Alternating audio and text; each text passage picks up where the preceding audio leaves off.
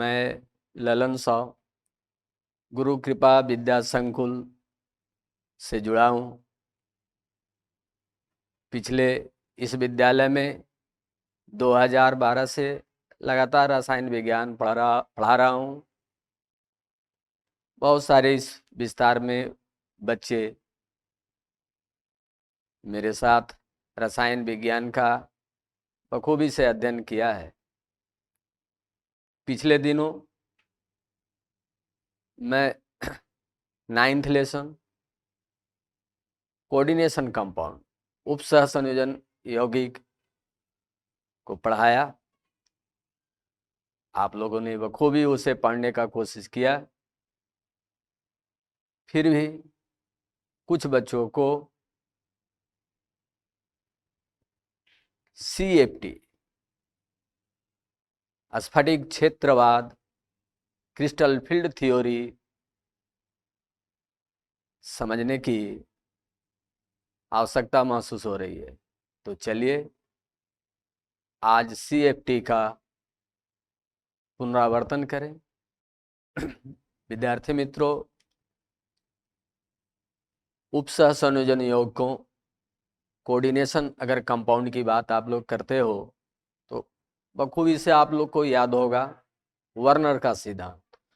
Werner's के सिद्धांत के अकॉर्डिंग अगर बात करो तो कोऑर्डिनेशन कंपाउंड में मेटल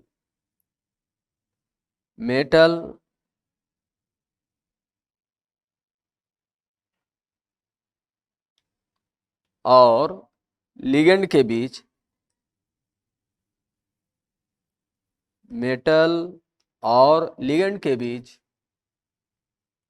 कोऑर्डिनेट बॉन्ड होता है। ठीक है। अब मेटल और लिगेंड के बीच जब कोऑर्डिनेट बॉन्ड होता है तो ये कोऑर्डिनेट बॉन्ड का फॉर्मेशन कैसे होता है ये हमें समझना था। तो ये समझने के लिए देखिए सबसे पहले हम लोग BVT वैलेंस बॉन्ड थ्योरी का इस्तेमाल किया। वैलेंस बॉन्ड थ्योरी के बेस पे मेटल और लिगेंड के बीच बनने वाला कोऑर्डिनेट बॉन्ड का फॉर्मेशन समझा। बहुत इसमें प्रॉब्लम नहीं होता था। तो देखिए वैलेंस बॉन्ड थ्योरी में तो एक सिंपल सा कंसेप्ट था कि मेटल आयन का वैकेंट d ऑर्बिटल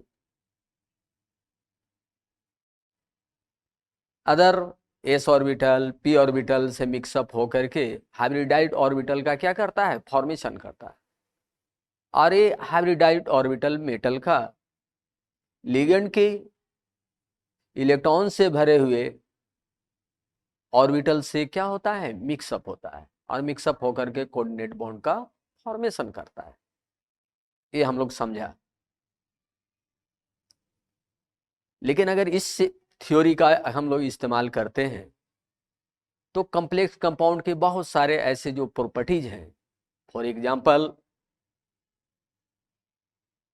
कलर। अधिकांश जो कॉम्प्लेक्स कंपाउंड होता है वो क्या होता है, रंगीन होता है, कलर होता है।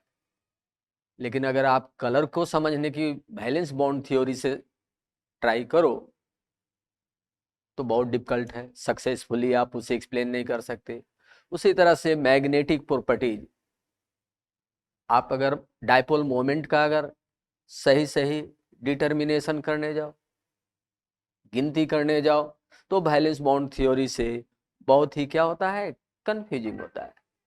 तो ये सब वैलेंस बॉन्ड थ्योरी के क्या थे, डीमेरिट थे, मर्यादाएं थे। तो इसके सामने CFT किसको कंसीडर किया, CFT को, क्रिस्टल फील्ड थ्योरी, क्रिस्टल क्षेत्रवाद। तो क्रिस्टल क्षेत्रवाद देखिए वैलेंस बॉन्ड थ्योरी से किस तरह से अलग पड़ता है, इसको हम लोग समझने की क्या करें, पहले कोशिश करें। तो क्रिस्टल फील्ड थ्योरी क्या है, CFT क्या है, तो देखो बीबीटी में हम लोग देखा कि मेटल और लिगेंड के बीच कोऑर्डिनेट कोवैलेंट बॉन्ड होता है, उपसह संयोजन आबंध होता है, ये नॉन आयनिक है। लेकिन क्रिस्टल फील्ड थ्योरी को जिन वैज्ञानिकों ने प्रेजेंट किया, उन्होंने एक्सेप्ट किया कि ऐसा बिल्कुल नहीं है। कोऑर्डिनेशन कंपाउंड्स में मेटल और लिगेंड का बीच का जो बॉन्डिंग है, वो बॉन्डिंग आयनिक नेचर का होता है। क्या होता है? आयनिक नेचर का होता है। लिगेंड पर आप देखो तो लिगेंड पे जो लोन पेयर है, वो lone pair as a point charge, बिंदुवत आवेश की तरह क्या करता है? कार्य करता है। अब लिगेंड जनरली जो है ऋण आवेशित हो सकते हैं या उदासीन होते हैं। तो ऋण आवेशित लिगेंड को आप एक पॉइंट चार्ज की तरह, बिंदुवत आवेश की तरह, और उदासीन जो अणु हैं, उदासीन अणु जो लिगेंड की तरह जैसे NH3 बिहेव करता है, उसको आप द्विध्रुव की तरह सोच सकते हैं। किस सिद्धांत के अनुसार? एक क्रिस्टल फील्ड थ्योरी के अनुसार। तो यही बातें यहां पर देखो, in crystal field theory the electron pair on the ligands are viewed as point negative charge that interact with the d orbital on the central metal. Real में जब मेटल और लिगेंड के बीच क्या हो रहा है? कोऑर्डिनेट बॉन्ड का formation होना कैसे पॉसिबल होता है? तो इसमें बात याद रखनी रहती है कि लिगेंड का जो इलेक्ट्रॉन है, वो electron as a point charge behave करता है, और वो मेटल के डी ऑर्बिटल में रहे इलेक्ट्रॉन के साथ क्या करता है? इंटरेक्ट करता है। अब डी ऑर्बिटल की बात करो तो डी ऑर्बिटल सबको याद होगा कि डी ऑर्बिटल 5 टाइप्स के कौन कौन सा? तो DXY है ना, DXY, DZX, DYZ, DX², Y², ये 5 टाइप्स के क्या होते हैं? डी ऑर्बिटल होते हैं। फिर उसके बाद दूसरी बात है, आप लोग को याद होगा क्या कि ये पांचों डी ऑर्बिटल डीजेनरेट होते हैं। एनर्जी के, ऊर्जा के दृष्टि से सभी क्या होते हैं? समान होते हैं। लेकिन ये स्थिति कब होती है? जब मेटल आयन फ्री कंडीशन में होता है, स्वतंत्र अवस्था में होता है, तब उसके सभी डी ऑर्बिटल क्या होते हैं? सेम होते हैं।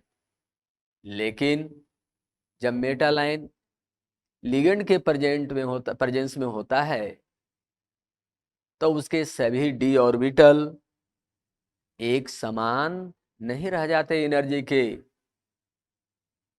एंगल से। जो ये 5D ऑर्बिटल है, वो रियल में दो सेट में, दो ग्रुप में क्या हो जाता है? स्प्लिट हो जाता है, डिवाइड हो जाता है। एक DXY, DXZ, DYZ, जो एक्सेस के बिटवीन वाले जो ऑर्बिटल होते हैं, इस ग्रुप, इसे हम लोग T2G क्या कहते हैं? T2G। और दूसरे जो अलोंग द एक्सिस होते हैं, उसको क्या कहा था? EG। इस तरह से आप समझ सकते हो कि कोऑर्डिनेशन कंपाउंड के फॉर्मेशन के दरमियान मेटल और लिगेंड के बीच जो इंटरेक्शन होता है, उस इंटरेक्शन से डी ऑर्बिटल दो ग्रुप में, T2G और EG, दो ग्रुप में क्या हो जाता है? डिवाइड हो जाता है। ये कंसेप्ट है। दो कंसेप्ट हुआ कि ligand as a point charge behave करता है, और लिगेंड के प्रेजेंस में डी ऑर्बिटल T2G और EG दो ग्रुप में क्या हो जाता है? डिवाइड हो जाता है। अब इसके बाद हम लोग ये समझेंगे कि जो मेटल है, उस मेटल आयन के सराउंडेड दो तरह के फील्ड, एक टेट्राहेड्रल और दूसरा ऑक्टाहेड्रल, कोऑर्डिनेशन नंबर 4 और कोऑर्डिनेशन नंबर 6 वाले कंपाउंड का फॉर्मेशन की बात हम लोग किया था। तो चलिए सबसे पहले हम कोऑर्डिनेशन नंबर 6 वाले कंपाउंड Ml6 टाइप के कंपाउंड की बात करें। M मीन्स क्या हो गया, मेटल, और L मीन्स क्या है, लिगेंड। कैसा लिगेंड, तो यूनिडेंटेड लिगेंड। मान लीजिए यूनिडेंटेड लिगेंड है, तो ऐसे हालत में यहाँ पर कोऑर्डिनेशन नंबर कितना है, 6 है। तो चलिए Ml6 का क्या करना है, फॉर्मेशन करना है। तो उस समय क्रिस्टल फील्ड थ्योरी कैसे यहाँ पर वर्क करता है, क्रिस्टल फील्ड थ्योरी के अकॉर्डिंग हम मेटल और लिगेंड के बिटवीन जो बॉन्डिंग है उसको कैसे समझ सकते हैं। तो आइए इस बात को समझते हैं। तो सबसे पहले देखो, इस बात को अभी जो मैं बतला रहा था कि सभी डी ऑर्बिटल कैसे होते हैं, डीजेनरेट होते हैं।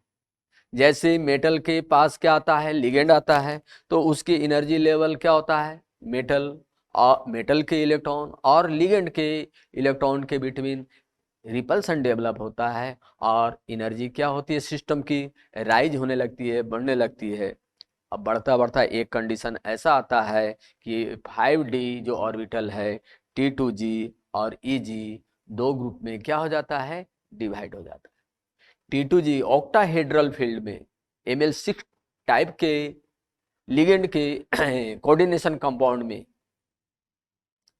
T2G की एनर्जी लोअर होती है, जबकि EG की एनर्जी क्या होती है, हायर होती है। तो एक डायग्राम के थ्रू आप समझ सकते हैं कि T2G ऑक्टाहेड्रल फील्ड में T2G की एनर्जी कम और EG की एनर्जी क्या होती है, ज्यादा। T2G और EG के बीच का जो एनर्जी डिफरेंस होता है, इसको डेल्टा ओ से आप दिखाया था, और इस डेल्टा ओ को crystal field splitting energy, crystal field splitting energy या CFSE कहते हैं। हिंदी में आप क्रिस्टल क्षेत्र विपाटन ऊर्जा। तो देखिए जो टोटल क्रिस्टल फील्ड विपाटन ऊर्जा है डेल्टा ओ, उसके सामने अगर बात करो तो 2/5 डेल्टा जीरो जितना क्या होता है, T2G कम होता है, जबकि 3/5 डेल्टा ओ जितना EG क्या होता है, एनर्जी में ज्यादा होता है। तो इस बात को आप ध्यान में रखेंगे।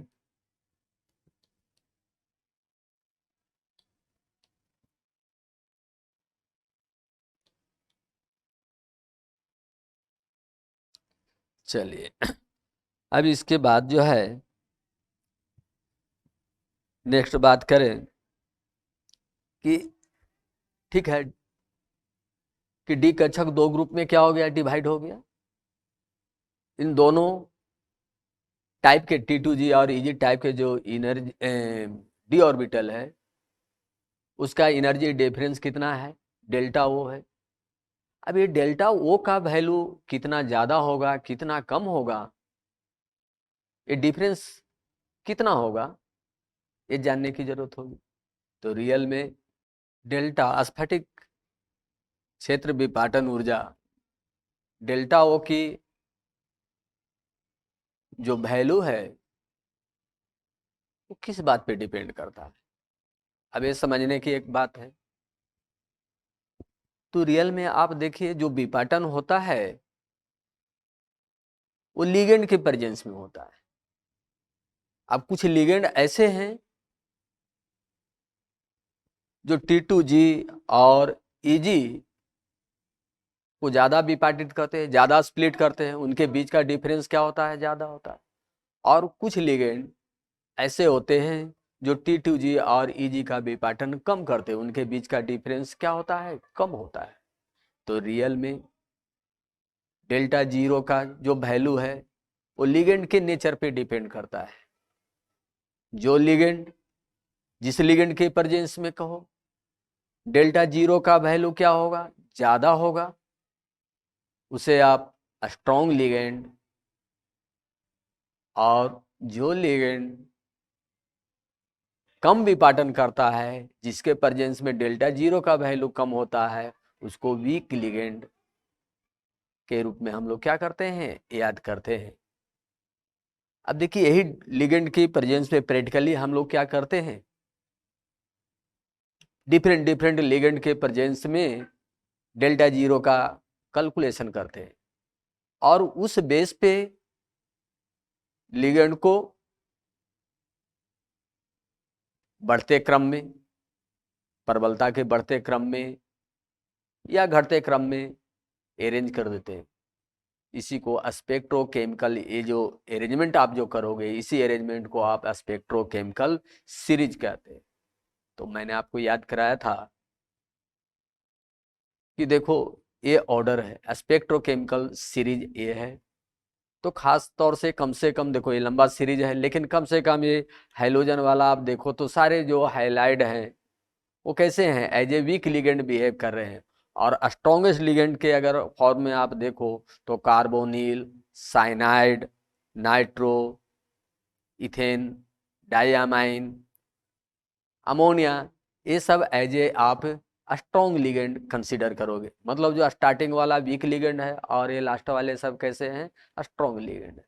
तो क्लियर हो गया कि जिस लिगेंड के प्रेजेंस में डेल्टा जीरो का वैल्यू ज़्यादा होता है वो स्ट्रॉन्ग लिगेंड, और जिसके प्रेजेंस में डेल्टा जीरो का क्या होता है, कम होता है, उसको हम क्या कहते हैं, वीक लिगेंड। तो एक दूसरी बात ये हो गई, ठीक है भाई, लिगेंड के प्रेजेंस में क्या होता है, डी ऑर्बिटल दो ग्रुप में डिवाइड हो गया, T2G और EG। दोनों ग्रुप T2G और EG के बीच के डिफरेंस की एनर्जी को डेल्टा जीरो कहेंगे। अब डेल्टा जीरो का वैल्यू किस बात पे डिपेंड करेगा, तो बहुत इंपॉर्टेंट बातें रहा, लिगेंड के नेचर पे। लिगेंड के नेचर पे स्ट्रॉन्ग लिगेंड के प्रेजेंस में डेल्टा जीरो ज़्यादा होगा, वीक लिगेंड के प्रेजेंस में डेल्टा जीरो का वैल्यू कम आएगा। अब फाइनली लास्ट अगर आप बात करें कि ठीक है, डी अब ऑर्बिटल जो दो ग्रुप में डिवाइड हो गया था, तो उसमें अभी इलेक्ट्रॉन का डिवाइड होने के बाद after splitting of D orbital, how did electron rearrange in these D orbital. विपाटन के बाद डी ऑर्बिटल में इलेक्ट्रॉन का अरेंजमेंट कैसे होता है, तो रियल में इलेक्ट्रॉन का जो अरेंजमेंट है, रीअरेंजमेंट है, वो इलेक्ट्रॉनिक कन्फिग्रेशन का जो स्टार्टिंग में जो आप पढ़ा था, ऑफबाउ, हुंड एंड पॉली का जो रूल्स पढ़े थे, वो सारे रूल्स सेम इसमें क्या होते हैं, अप्लाई होते हैं। अब आप थोड़ा कंसीडर करो कि ये जो after splitting of D orbital electron का इलेक्ट्रॉनिक कन्फिग्रेशन कैसा होगा, तो ये इस बात पे डिपेंड करेगा कि डी कक्षक में कितने इलेक्ट्रॉन। फॉर एग्जाम्पल, अगर डी ऑर्बिटल में डी कक्षक में 1 इलेक्ट्रॉन है, तब तो कोई बात नहीं है, T2G में 1 इलेक्ट्रॉन चला जाएगा, T2G 1 हो जाएगा, EG 0 रहेगा।